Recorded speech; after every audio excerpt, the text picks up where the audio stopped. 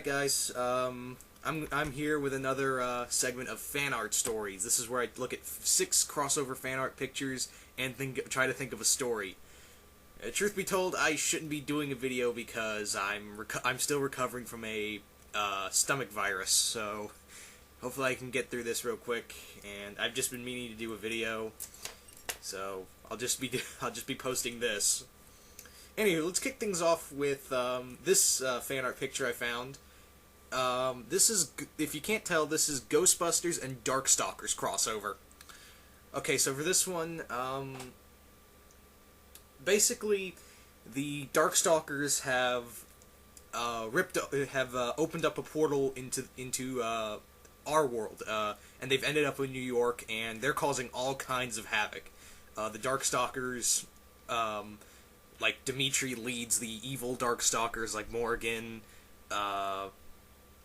Lord Raptor, and all the other evil Darkstalkers, excuse me, and they're just causing all kinds of havoc. And the Ghostbusters initially try to battle the Darkstalkers with the Ghostbusters tried taking them on with the proton packs, but that's not working. You know, their proton packs are actually ineffective against these creatures. So this other being comes along, this other very powerful being, he comes and tells him, you know, your proton packs, your mortal weapons cannot hurt these creatures. So, what they have to do, this being, from another dimension, basically, he gives the Ghostbusters, superpowers. He gives them, the ability to go head-to-head with the Darkstalkers, and they ally themselves with the good the heroes of the Darkstalkers universe, like Felicia and Sasquatch and Donovan Bane, to take on Dimitri and his forces. So something like that, and also they have to ally with their enemy. The Ghostbusters also ally themselves with some of their villains, like the Jack-o'-lantern Ghost or the Boogeyman, something like that. Just something fun. So, let's move on. Up next is Doctor Who and Legend of Korra. Okay, so for this one, the Doctor is in Republic City, and he initially comes here, you know, for, just to look around, for a vacation, and he discovers Korra. You know, he wants to meet the Avatar, so basically all this is the Doctor and Korra, trying to relate to one another. Korra, the Doctor wants to sit down with Korra. He claims to be like, "Oh, I'm a fan of you. I'm the Doctor, and I want to just have a talk with you." So Korra agrees, not knowing that this guy's a Time Lord, and the two of them, Korra and the Doctor, just sit down with a bowl of soup at a restaurant and just, talk. They just get to know one another. The Doctor basically tells her, "I'm a traveler. I've heard many stories about you. I've heard about Republic City and the condition it's in. I want to help, but there's nothing I can do, you know." And of course, that meaning the Doctor can't interfere with this. That's time-locked. Korra has to defeat the Equalists, and he knows he can't interfere with that, or he'll change the timeline. So he basically talks to Korra, and Korra is basically like, "You seem to know a lot more about me than you're leading on." And he's like, "Oh, I've heard a lot of stories and all that." So it'd just be a cool. This is just nothing but a conversation between Korra and the Doctor. And another fun thing is that I really wish I could find this fan art picture to show you guys, but I saw it once, haven't been able to find it since. It was this fan art comic of. It was a parody, basically, of David Tennant's regeneration, the 10th Doctor's regeneration into the 11th Doctor. And what it was Aang walking around the air temple, the southern air temple. He's looking at all this stuff, and then he goes, "I don't want to go." And then he regenerates into Korra. And Korra's like, "Oh, well, legs, still got legs. Nose, new teeth." And then she tugs on her. She's like, "I'm a girl." So I thought that was a pretty fun. I really wish I could find that again to show you guys, but I have not been able to find it since. So anyway, guys, let's move on. Now this one's a real treat. This is Death Note, and where in the world is Carmen Sandiego? This is probably one of the strangest crossovers I've come across, but let's see if I can think of anything for this. Okay, so the pictures you can see, it's L versus Carmen Sandiego. So this would probably be something like L... You know, we all know how L only takes the most interesting cases. And, you know, trying to find Carmen Sandiego, world's greatest thief, and basically track her down and arrest her. So it'd be kind of like... I could see this as kind of like Sherlock Holmes and a female Moriarty. Both of them, you know, playing this very cat-and-mouse game. L actually openly... I think L would openly say he'd be impressed with Carmen's resourcefulness. I could actually see just L saying, you know, she's a brilliant adversary. It's something like I said, it would be something like Sherlock Holmes and Moriarty. That kind of rivalry. Or Sherlock Holmes and Irene Adler, if you want to go that route, but no love interest here. Just these two, like the world's greatest thief and the world's the world's greatest detective, not counting Batman, of course. But this would be fun, like how Elle would try to discover where in the world is Carmen Sandiego. Yes, I used that pun. And I think it just, like I said, it'd be a cool cat and mouse game between these two. But that's pretty much all I got for this one. Moving next up. Next is Dan versus Zim.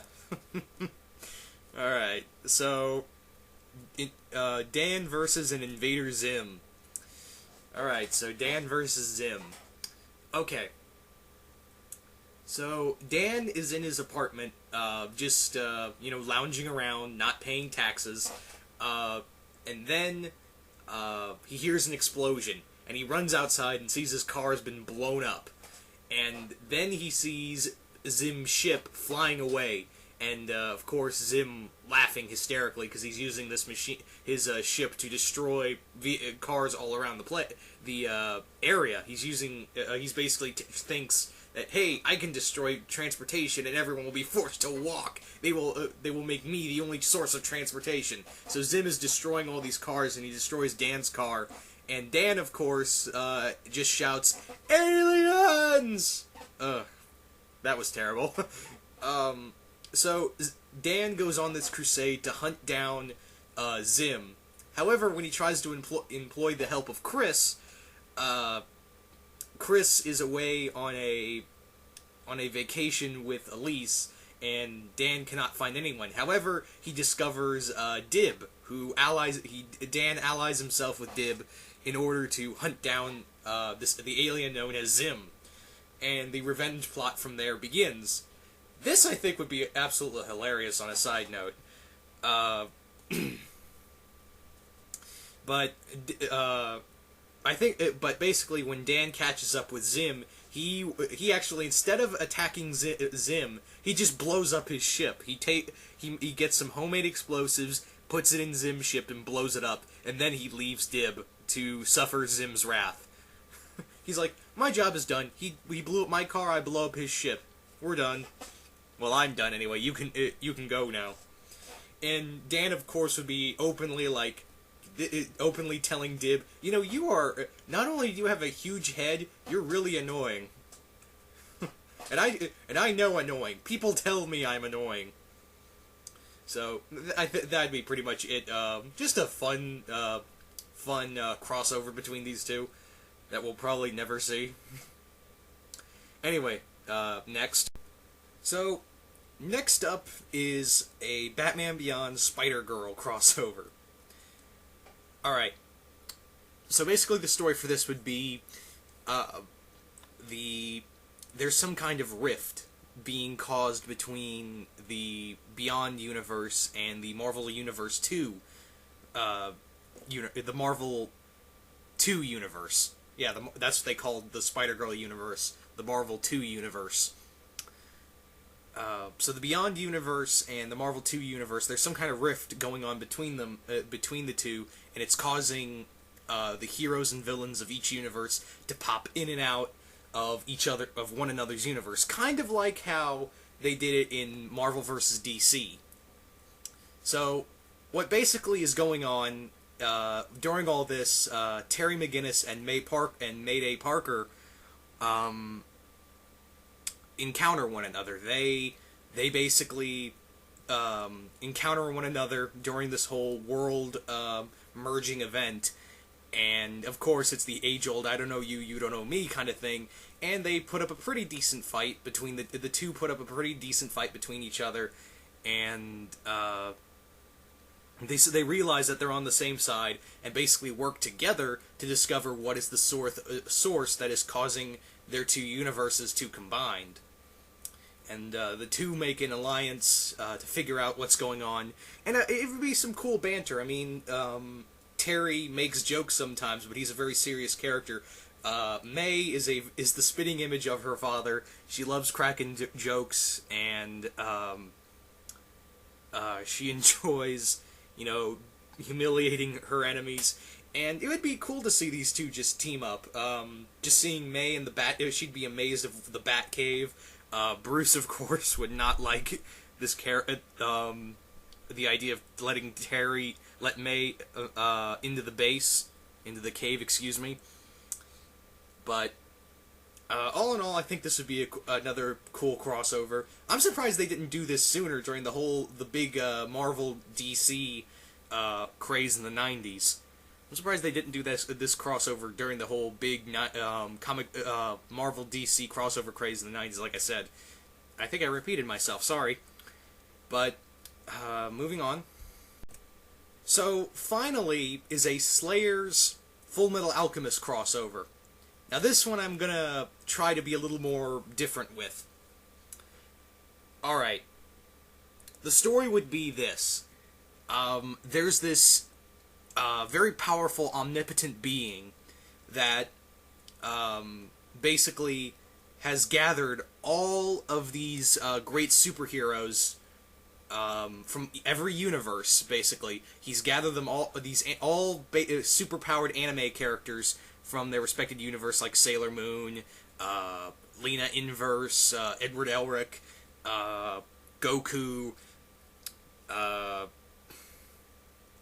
Who else would be in this big superpowered list? Basically, if you could think of very popular anime characters like Tenchi and all them, they've been all summoned to this this place called like some kind of battle world, and he basically brings them all together, even some villains as well, and brings them all together to be in like a superpowered tournament, kind of like in the Marvel story Contest of Champions or Secret Wars, or kind of like that episode of Teen Titans called Winner Takes All, something like that. And he basically tells them, I will grant you, to the winner will be granted my power. Since I'm dying, this omnipotent being would say, I'm dying, and I will grant you all of my godlike powers to do as you wish. The winner will be given my powers and do as they see fit. And, yeah, that's pretty much it. So, he basically pits them all against one another, and during all this, he whisks all the characters away to fight one another in different areas of this world, and Lena Inverse and Edward Elric are the two combatants forced to fight one another. So it's alchemy versus sorcery. So, like I said, just something a little different. I don't know who would win this fight, but Edward and Lena are definitely going to bring down the house, I'll tell you that. That area they're fighting in, it's going to be destroyed. That's all I'm saying. So, anyway, I hope you guys have enjoyed the stories of fan art stories. Once again, I look for this is another segment I do myself, so please do not send me any fan art pictures. This is something I do on my own. And, yeah, anywho, later.